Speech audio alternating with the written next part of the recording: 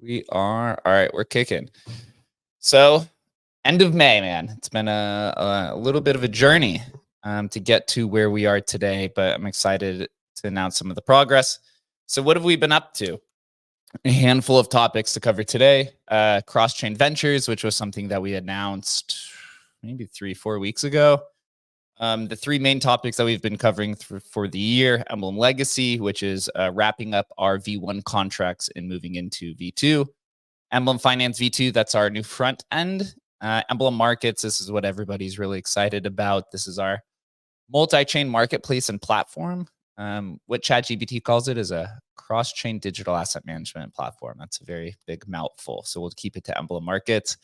Emblem 2.0, this is our more decentralized system that is currently being built out. Some tokenomics, just as an update, and then what's our focus for next month. But first, what's new? So what has happened since our last town hall that was about 6 weeks ago? First, we announced Bitcoin, our first Bitcoin Vault, which was a collaboration with Coin Artist and Henry, and just sold yesterday at Sotheby's for $24,000. So really, congrats to Coin Artist and Henry on that sale. Also for us, this was our first Emblem Vault on Bitcoin, as well as our first time-locked vault. There's actually been a ton of interest in the time-locked vault aspect, which is something that I've been pretty bullish on for a long time. To summarize it in short, what we did here for this auction item, which was called the Code of Satoshi, I believe. Coin Artist is a very popular Bitcoin puzzle artist that's been around since 2014. She came to us towards the tail end of the development of her puzzle to basically put some items inside of a wallet address that will be released at a block height. We announced yesterday that block height is 1,000,050. So you could assume it's around the next halving. There's some more details in our previous conversation. But for me, time locked vaults, I'm very excited on it. Unlocks an insane amount of cool on-chain activities, everything from puzzles, which is the main use case, to futures contracts, to token investing, to different types of gamification. So we will continue to share more insight into these type of products. The Bitcoin vaults and time lock vaults are currently not public, but they will become public items for our premium users sometime after the Emblem Markets beta launch. More info on that in a later slide. Cross-Chain Ventures LLC. This is what we announced, where there's a new entity that involves myself, Adam, Shannon, and Eric. And for us, this gives us a lot more flexibility in terms of approaching different venture capital firms or investors, or attracting different types of talent to the team. This was something that needed to happen, as Emblem Vault's been around for a long time. If you don't know, the initial concept of Emblem Vault was introduced in 2016. So a lot of stuff has happened between then and now we successfully have a new Cross-Chain Ventures LLC, and then time-locked vaults. So Cross-Chain Ventures, as I mentioned, the ownership, the new position change, as very honored and humbled to be selected or promoted to the CEO position. Honestly, not much really changes here. We're a small team of 6. And so we do keep everything, similar to a flat level structure. We include each other on all the decision making. So I'm very excited for us to move forward with that. And as I said, why Cross-Chain Ventures provides flexible business structure in regards to strategic partnerships, leadership, and capital raises. Of course, Emblem is never raised at this point in time, but you always need to keep your options open, as the crypto space is always ever evolving and business models are always changing. As I've been with the team for 18 months, and I think our business models changed like 3 different times due to different dynamics of the market structure. So here, Emblem Legacy. I'm gonna take a sip of water real quick. Emblem Legacy. This is something that we began back in July of last year. And it's been quite a long build out, but this is our absolute focus right now.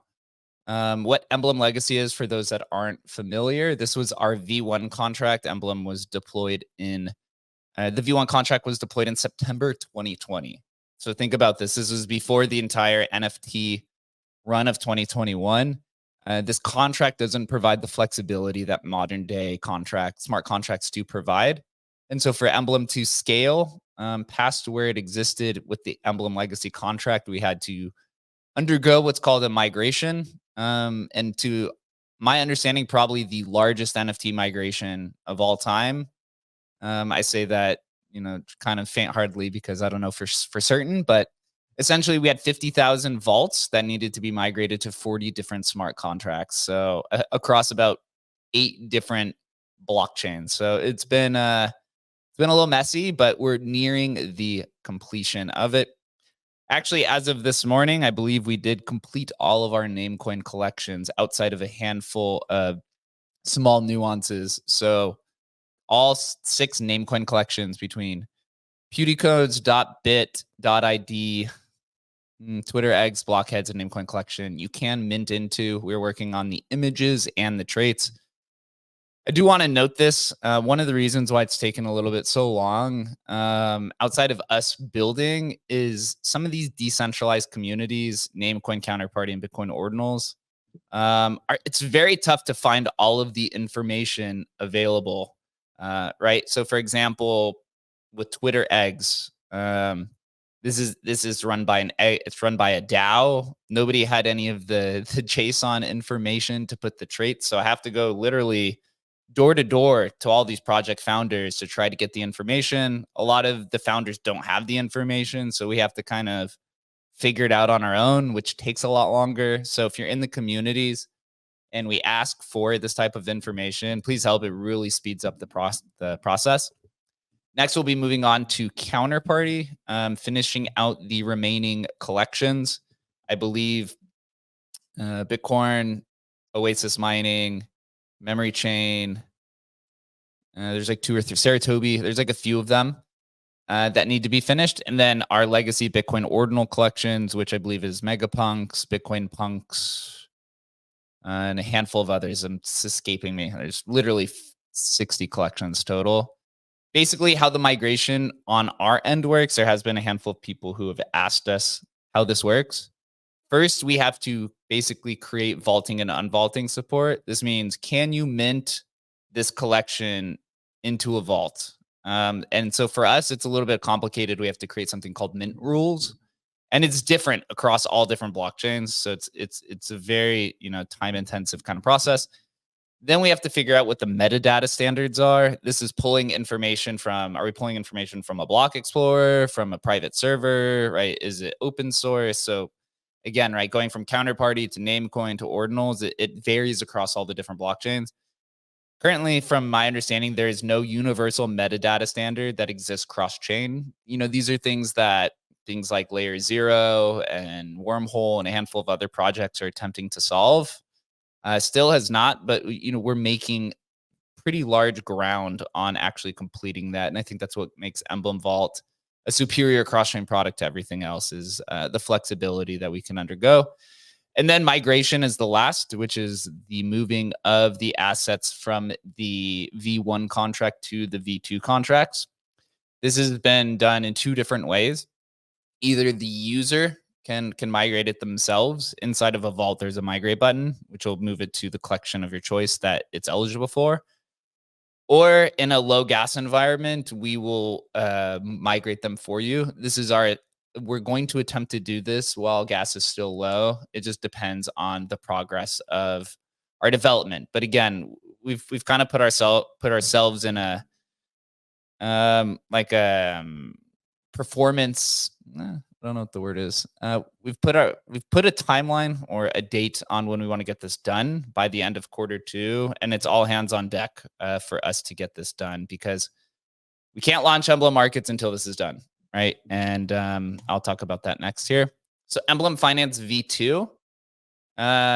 It's about 95% done. There's a few APIs that need to be built. As you can see, there's a screenshot. And at the end of this slide, I'll actually just give you guys a tour, which I've done on the previous town halls as well. This will be launched in June, the beta launch. It'll likely be launched alongside Emblem.finance, the current one. So you'll have both of these. The reason why is the current Emblem.finance V1 is built for the legacy vaults. So, and then V2 is built for our V2 vaults and contracts. So these will run in parallel for a while until we decide that it needs to be deprecated. Also, it's somewhat to showcase you that if you want to use our SDK, you could build your own front end. This is what the DGods team is doing with the D-Desk. And hopefully we can build some more functionality and demos so that we can show you guys that anybody can interact with our smart contracts and create minting and minting functions and unvaulting functions if you are a cross-chain company. So with what's new with Emblem.finance, the V2, there's a brand new minting or interface experience, a new vaulting experience. There's a vault activity page, which shows you all of the minting and unvaulting activity across all of our collections. This will be very good for traders and I guess collectors, because then you can see what is moving across different types of networks and what is attracting volume. And then we have a leaderboard, right? Adding some gamification for some of our future plans. Also, the leaderboard will be good. Again, this would be probably best for buyers. As you could see who has the most vaults or who's minting the most, you could just go to their wallet and find out what assets that they have. And then it'll link you to Emblem.finance and you go throw a bid on it, right? So we're going to create a positive feedback loop between Emblem.finance, our front end, which is great for minting and vault management, and then Emblem.markets will be great for Emblem, I guess, trading and Emblem SDK. So Emblem Markets, a 1% marketplace fee, so 50% cheaper than pretty much everything else, or even I guess it'd be close to 66% cheaper if you look at some of the larger marketplaces that have a 2.5% fee. Again, Emblem Markets will have all Emblem collections. So, and it'll only list Emblem collections. We could have this option where we could list any ETH collection or any ordinal collection that we want. Maybe that comes in the future. But right now we're building and optimizing for our users, and we're going to build Emblem Markets in a way that is beneficial to Emblem Vault holders. Again, right, having a reduced marketplace fee compared to everything else, and then eventually some tokenomics and other things as well. So 60 collections, that's to start. It'll probably grow over time. Emblem Markets will also be an aggregator. What does that mean? It means that it'll show sales activity from across all different marketplaces, right? For us, Emblem collections are still smart contracts that'll still be traded on things like OpenSea and Magic Eden and LooksRare and etc. And so that's still part of our ecosystem. And so we will be tracking that data on our collections and analytics pages. And then on the marketplace page itself, you'll have native listings. So that'll be exciting. The integration with our front end, right? As I explained with the leaderboard, we're going to try to create a positive feedback loop between the vault management experience and the vault trading experience. We have a community app store. So these are products that are built by Emblem Vault or products built by the community utilizing the Emblem SDK. If you're a builder and you want to be literally shown front and center on Emblem Market so that everyone can be redirected to your application, then please do it. And if you're interested in the SDK, reach out to us, but it is open source. You could just go to our documentation and find it. A lot of opportunities there. We'll be reopening the Vault pad in the near future after Emblem Markets is live and out of its beta stage. We had a very successful Vault pad launch with Embells that minted out in 6-7 hours, which was 10,000 Bellinals. So inscribed images on Bell's coin that was minted and vaulted on Ethereum. So that was a really cool experience. And there's also a blog post that is on our Medium page right now, which gives you an entire tutorial of the marketplace that is literally live now. You could go to Emblem Vault's Medium page and go read an in-depth explainer about Emblem markets. So what's Emblem 2.0? It's kind of a handful of things. And I'm most excited about this once this is actually deployed. It is currently in development. And as I'd mentioned on the previous town hall, right, we're working with 3 different contractors across 3 different projects. We have one contractor for Emblem.finance v2. We have one contractor working on Emblem Markets. And then we have another contractor working on Emblem 2.0. This is alongside our development team on all 3 of these projects. So it'll have an Emblem Oracle, or you could call it an Emblem Explorer. This is essentially all we're going to be pushing all of our accounting transactions and logic deployed on an app chain /L3. Those have slight differences, but I'm just using them as the same metaphor here or example. This helps create a more decentralized ecosystem, as any user can go and see all of the transactions that are happening on chain through a simple Explore kind of Oracle interface. This also allows us to be even additionally more chain agnostic ecosystem. The competitive advantage that Emblem has across the cross chain interoperability space is that we're compatible with all VM systems and UTXOs, right? Something like, this is just an example, something like Layer 0 or Wormhole currently are only integrated into EVM and SVM networks, whereas we are chain agnostic. We could also work and are compatible with UTXO systems, right? Like Bitcoin. So example, we deployed on Bitcoin. That's something that I don't believe has ever been done in terms of an interoperability protocol. So making history there. But then we also can expand to any tokenized network. So, right, this could be something like Hedera. That's not necessarily a blockchain. It's what is the word? I forget what the word is. It's a different type of distributed ledger technology, but if it's tokenized, we can add support for it. And then what are some other aspects of Emblem 2.0? Again, really, it's all about decentralization and non-custodial aspects of it. There are many areas that Emblem can be further decentralized, and this is something that we want just as much as you guys want, right? We want to take away just as much responsibility from us, and we want to give more power to the users. So things like non-custodial vaults, so improvement in the way that key management is stored and decentralized, audible transactions, and it's just taking much more steps forward, non-custodial vaults, and etc. There's a kind of a misconception from some people about what makes something decentralized. A lot of people think that just open sourcing code makes it decentralized, and that couldn't be further from the truth, to be honest. So we've been really we've been very particular in the way that we go about this, but just know that this is something that is actively being worked on as well. So what are some tokenomics here, right? Koval is around a $40 million market cap, has 9,000 holders on Ethereum. We have etched 3 different types of runes across 3 different use cases. These are the numbers. I put these here so that if scammers pop up, you know these are the official ones. It doesn't mean that we're going to use all of them, but the Emblem Vault team is very interested in what's happening on Bitcoin, and we've been saying this for the last 2 years, is that we have full intention to provide a full suite of products on Bitcoin, which is to the same degree that we offer on Ethereum, and then eventually all of these other ones.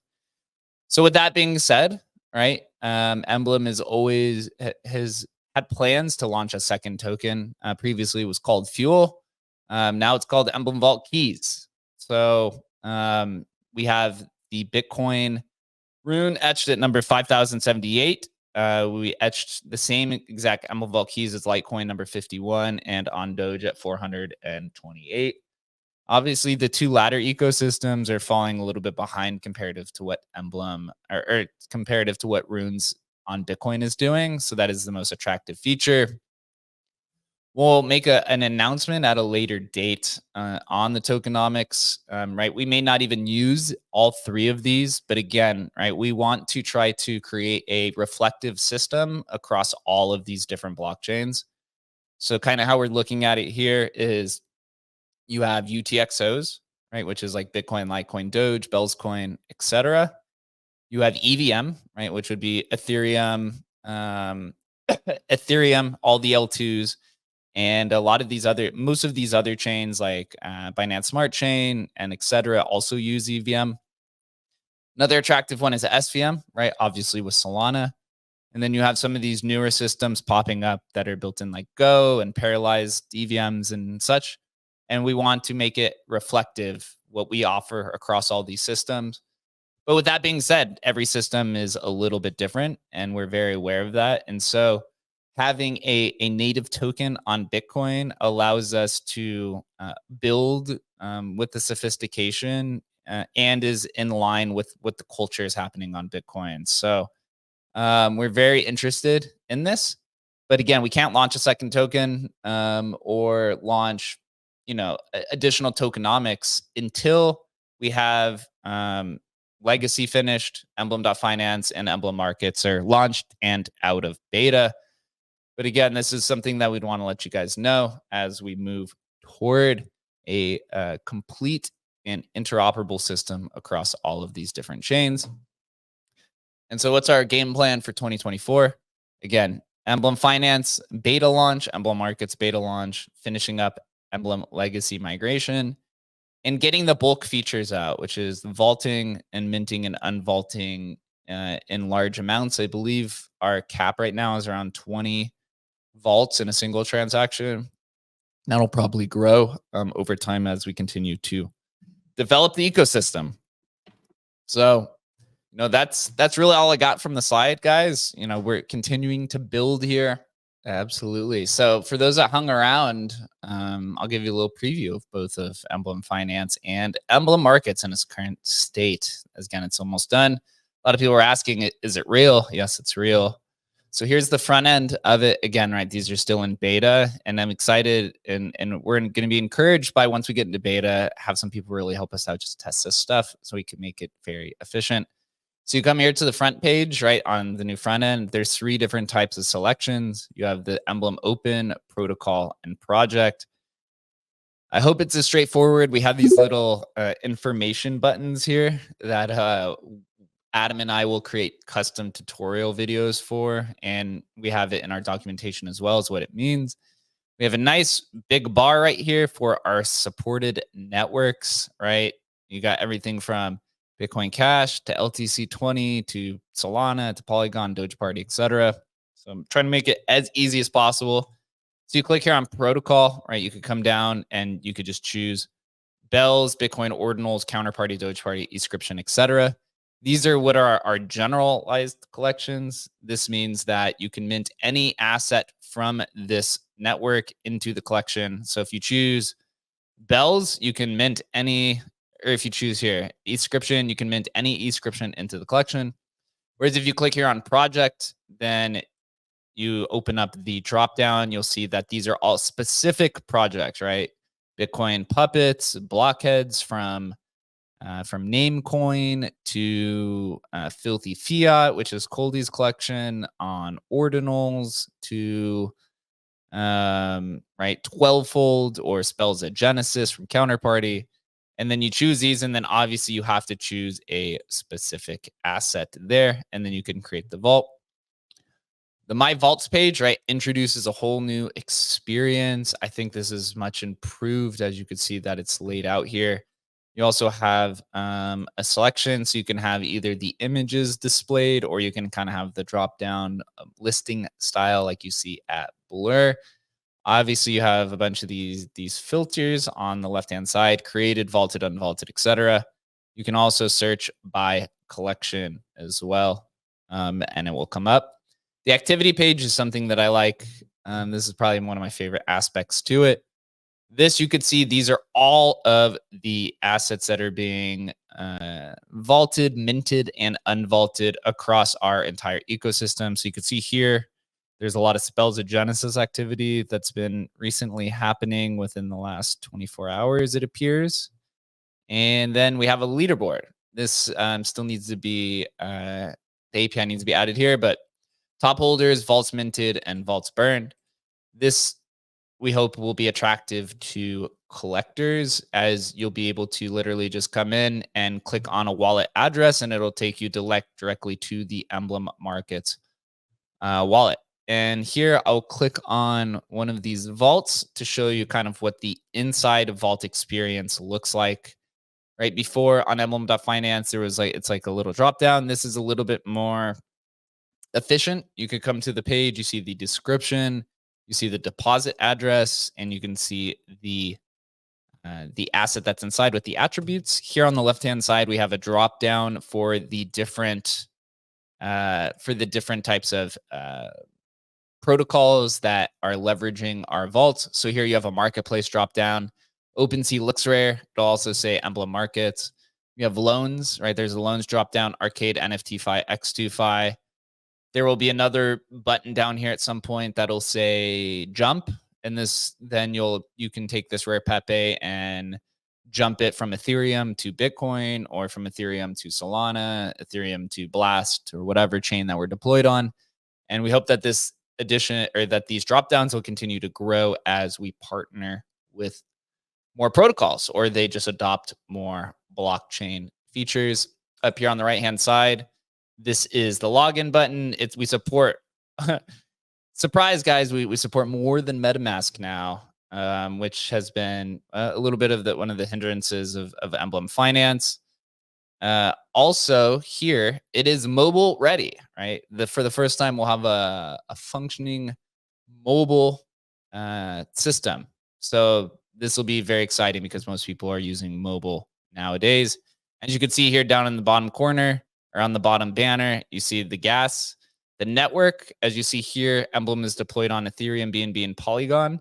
This will continue to expand as we deploy on more networks. And it shows here at the bottom the amount of vaults in your wallet, how much CoVol do you hold, the amount of ETH that's also in your wallet. And so without further ado, I'll show you the marketplace and where we are today. Again, right, we try, as Chris said, we try to be as transparent with our community as possible. This is not something that is very normal in the crypto space. Most people in the crypto space like to do everything that's shrouded in secrecy. We do not function that way. We want to keep you guys updated. Again, right, this is almost done, so some things are not plugged in, but just to show you guys where we are, show you this is real. You come in, this is the homepage, right? You could vault today. This directs you to Emblem.finance, the documentations. You'll see all the recent vaulted, trending collections, recent sales. These are all of our numbers, guys, right? Pretty crazy. There's 110,000 vaults that have been minted, which is quite wild. Recent listings, applications, new collections. So we'll go to the collections page here to kind of show you guys what it'll look like, but it's not, again, it's not completely done. It looks like the API is not even loading here.